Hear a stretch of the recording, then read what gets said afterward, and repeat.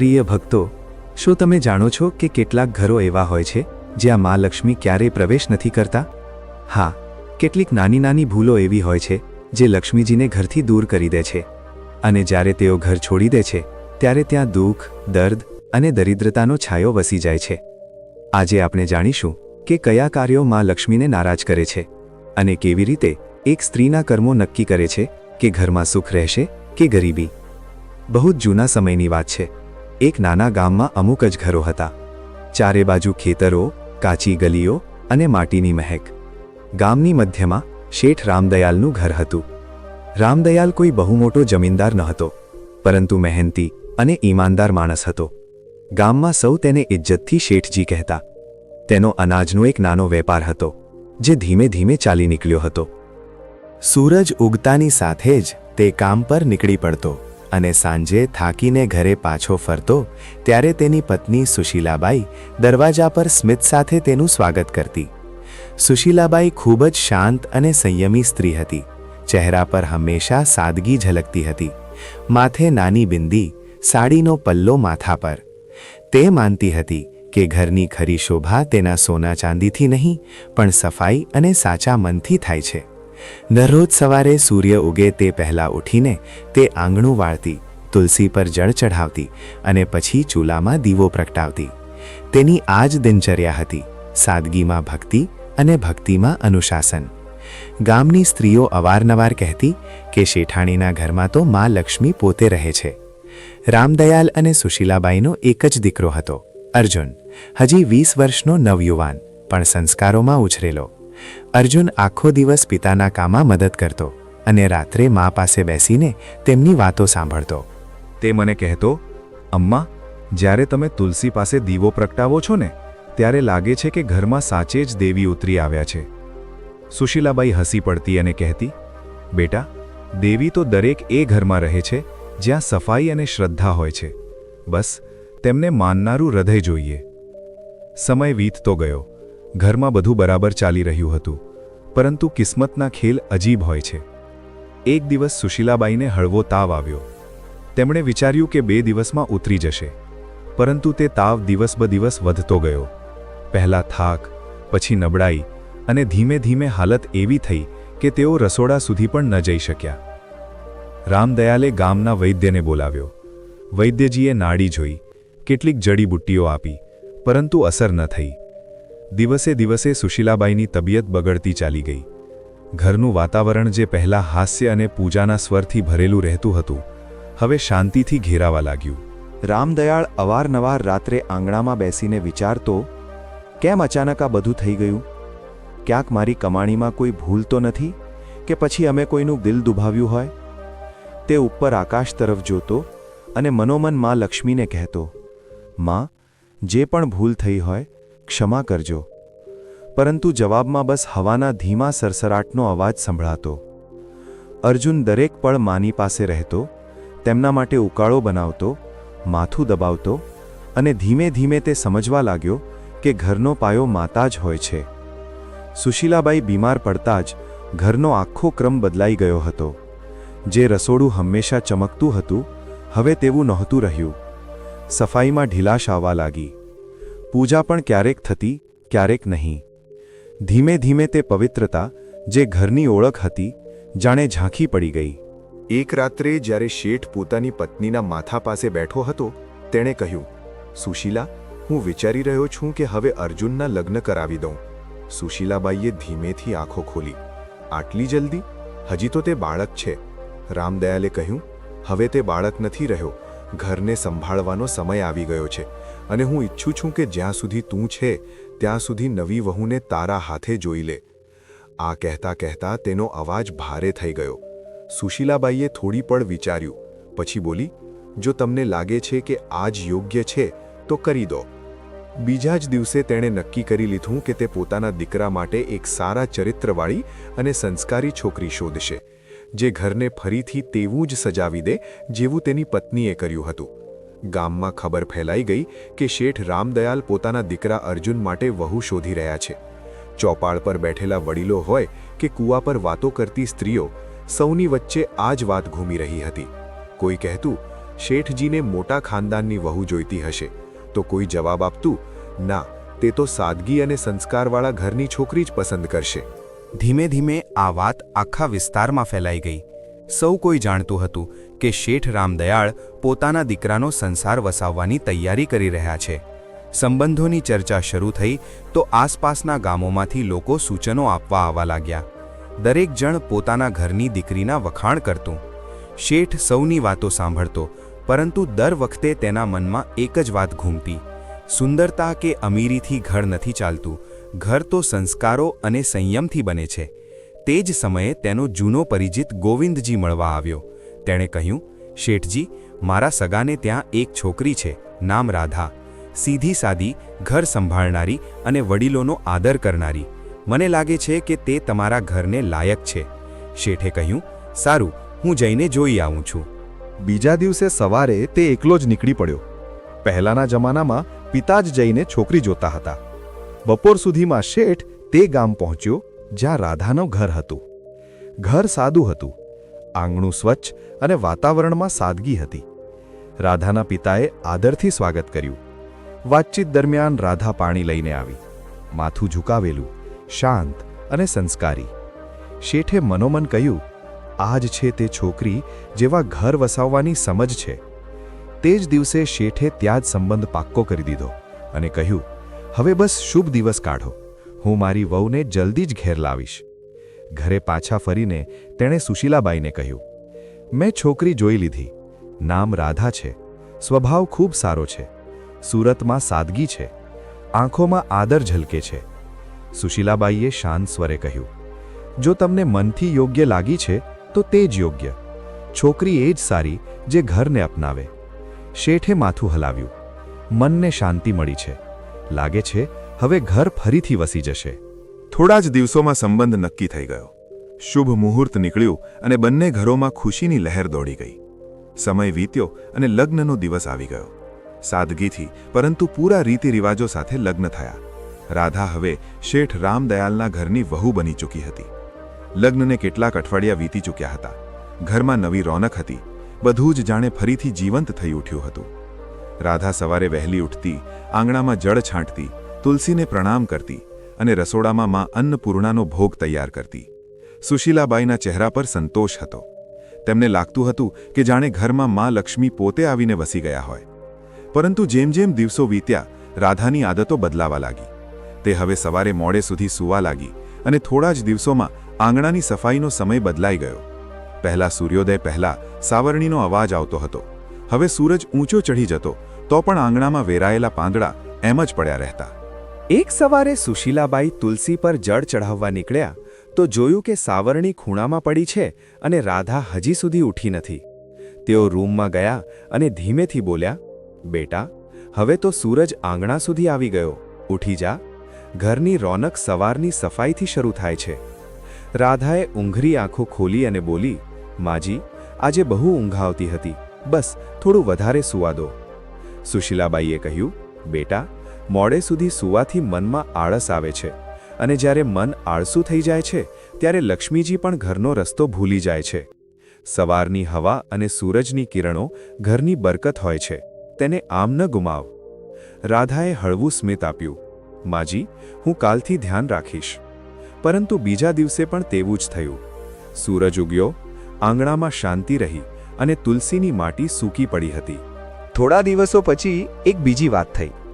રાધા સાવરણી લગાવી રહી હતી ત્યારે ભૂલથી સાવરણી તેના પગથી અથડાઈ ગઈ.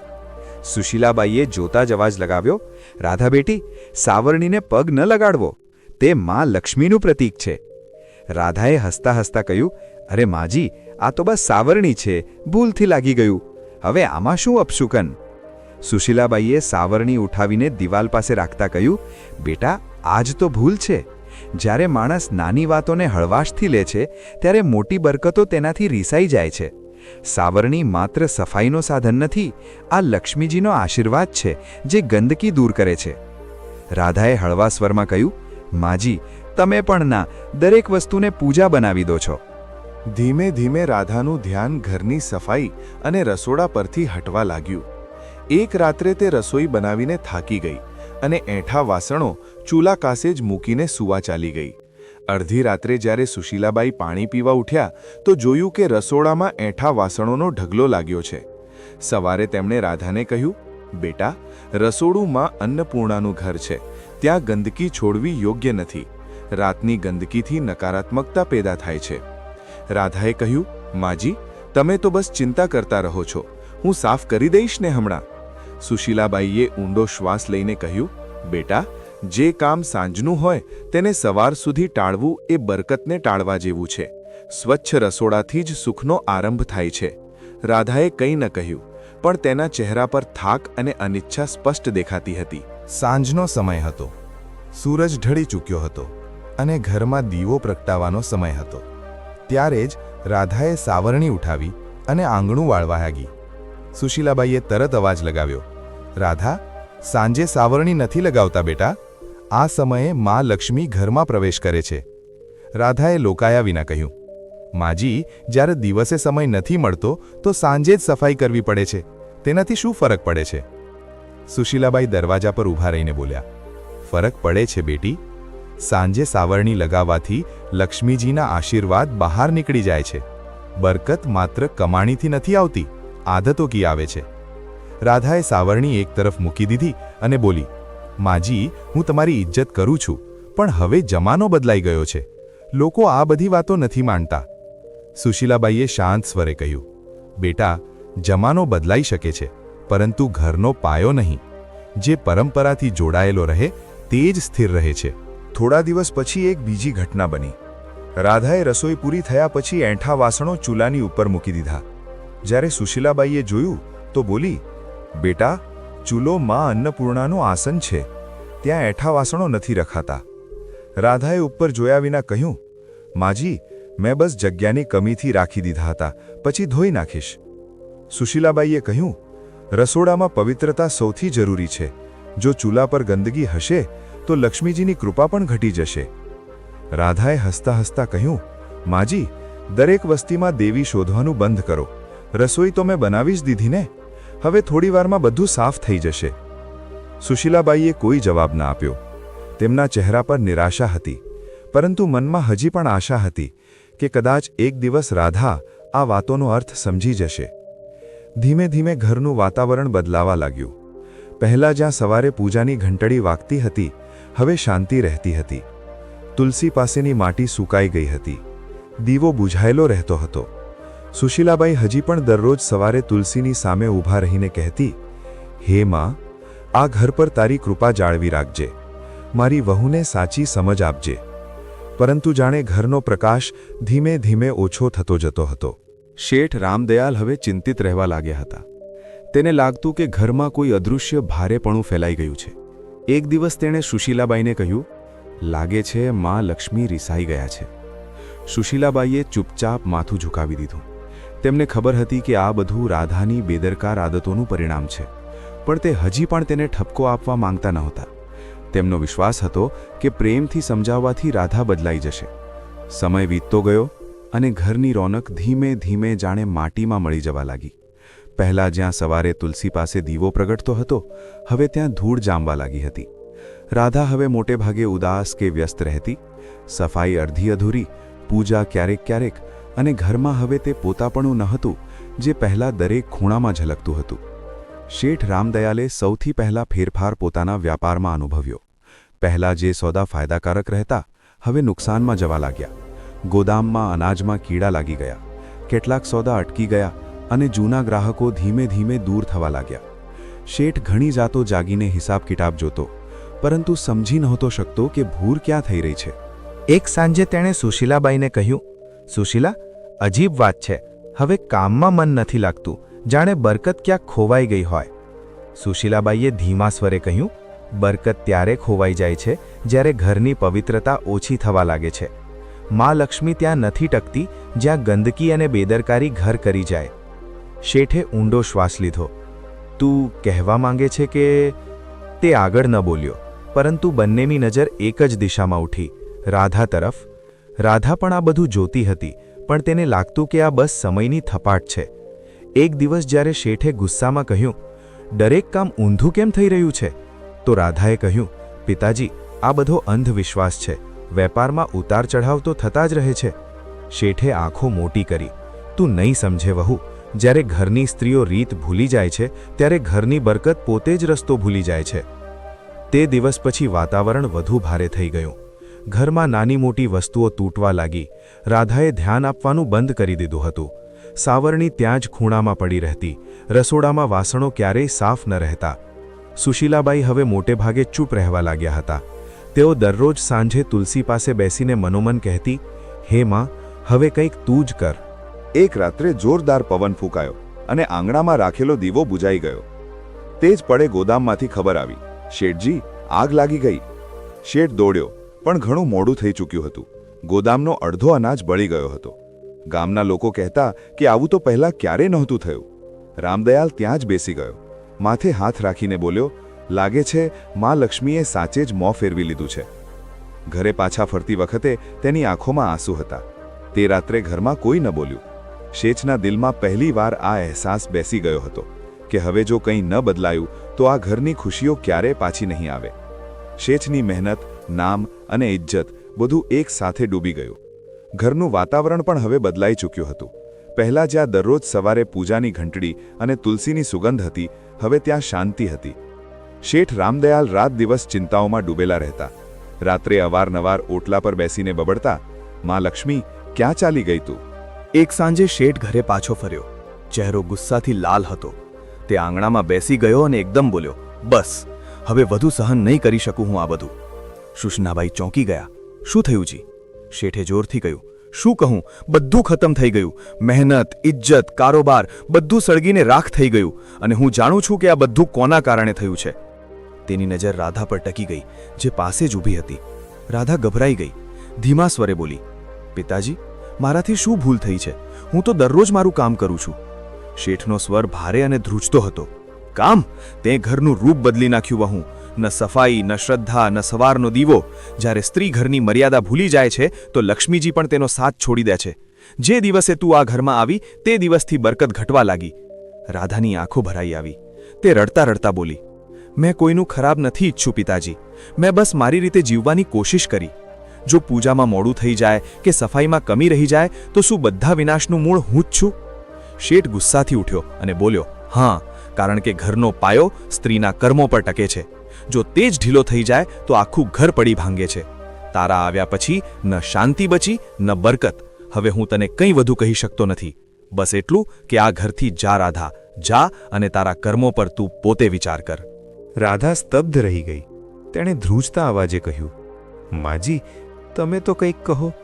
શું સાચે જ મારા કારણે આ બધું થયું? સુશીલાબાઈની આંખોમાં આંસુ હતા, પણ શબ્દો ન નીકળ્યા. રાધાના ગાલ પર આંસુ લૂડકી પડ્યા. શેઠે કડક સ્વરે કહ્યું, હવે આ ઉંબરો ઓળંગતી નહીં, જ્યાં સુધી મન અને ઘર બંને પવિત્ર ન થઈ જાય. રાધાએ કંઈ પણ બોલ્યા વિના માથું ઝુકાવ્યું. તેણે ધીમેથી ઉંબરો પાર કર્યો. એ જ ઉંબરો જ્યાંથી થોડા મહિના પહેલાં તેણે પહેલું પગલું મૂક્યું હતું. અને રાધા કંઈ પણ કહ્યા વિના, કોઈ સામાન વિના, આંસુથી ભીંજાયેલી સાડીમાં તે ઘરથી નીકળી ગઈ. પગલાં ભારે હતા, પરંતુ મનમાં એક સંકલ્પ સળગી રહ્યો હતો. હવે તે મા લક્ષ્મીની ક્ષમા માંગશે, ભલે તેના માટે તેને પોતાને મિટાવવું પડે. રાત ઠંડી હતી. રસ્તો સુમસામ. ગામની બહાર નીકળતા જ ઘનઘોર જંગલ શરૂ થઈ ગયું. વૃક્ષોની છાયામાં ચાંદની કિરણો પણ મુશ્કેલીથી પહોંચતી હતી. તે એક જૂના વડના ઝાડ નીચે બેસી ગઈ. આંસુ રોકાતા નહોતા, પણ અંદર એક અજીબ દ્રઢતા હતી. તેણે હાથ જોડીને કહ્યું, માં, જ્યાં સુધી તમે દર્શન નહીં આપો ત્યાં સુધી હું ન અન્ન ગ્રહણ કરીશ ન જળ. રાત વીતી, દિવસ ઉગ્યો. ભૂખે શરીર તોડી નાખ્યું, પણ તેનું મન વધુ મજબૂત થતું ગયું. ત્રીજા દિવસે જ્યારે સૂરજ ઢળવાનો આવ્યો તો ચારે બાજુ અચાનક હળવો પ્રકાશ ફેલાવા લાગ્યો. રાધાએ આંખો ખોલી. સામે સોનેરી આભા હતી અને તે આભામાંથી નીકળ્યો એક દિવ્ય સ્વર. રાધા! તે ધ્રુજતા ઉઠી. મા લક્ષ્મી, શું સાચે જ તમે મારી સામે છો? મા લક્ષ્મી હસ્યા. તેમનો ચહેરો પ્રકાશથી ભરેલો હતો. હા બેટી, હું આવી છું. તારું આહ્વાન સાચું હતું. તારા પશ્ચાતાપે મને અહીં ખેંચી લાવી છે. પણ કહે, તું દુઃખી કેમ છે? રાધા જમીન પર ઝૂકી ગઈ. આંસુથી ભરેલા સ્વરમાં બોલી, માં, મારાથી બહુ મોટી ભૂલ થઈ.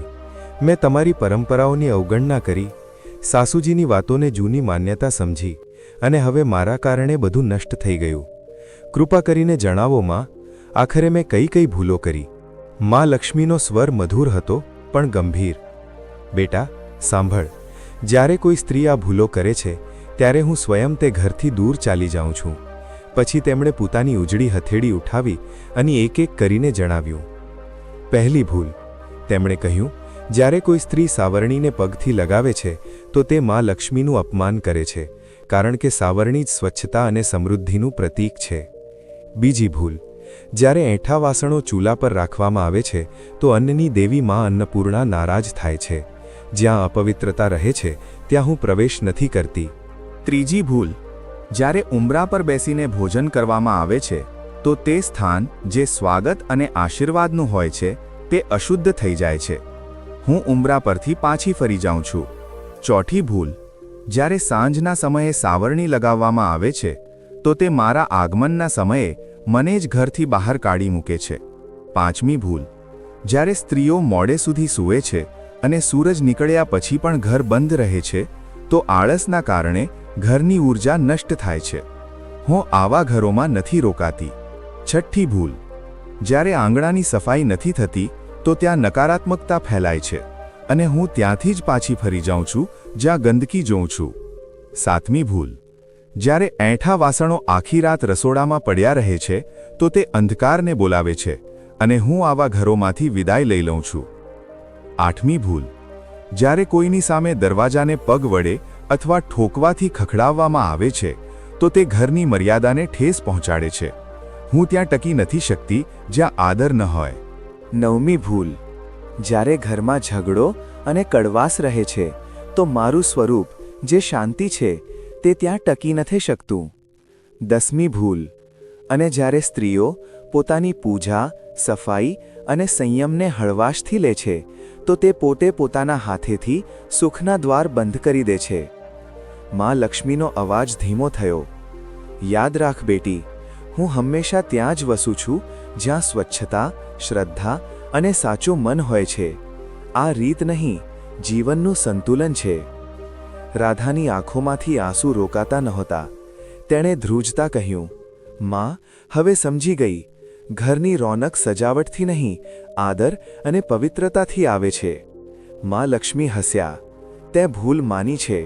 હવે તારું ઘર ફરી ઉજળું થશે. જા બેટી, તારા સાસરે પાછી ફર. તારા પાછા ફરતા જ બરકત પણ પાછી ફરશે. એટલું કહીને દેવીનું રૂપ ધીમે ધીમે પ્રકાશમાં વિલીન થઈ ગયું. રાધા ત્યાં જ ઝૂકેલી રહી. હાથ જોડીને બોલી, માં, હું તમારું વચન નિભાવીશ. હવે આ જન્મમાં ફરી કોઈ આવી ભૂલ નહીં કરું.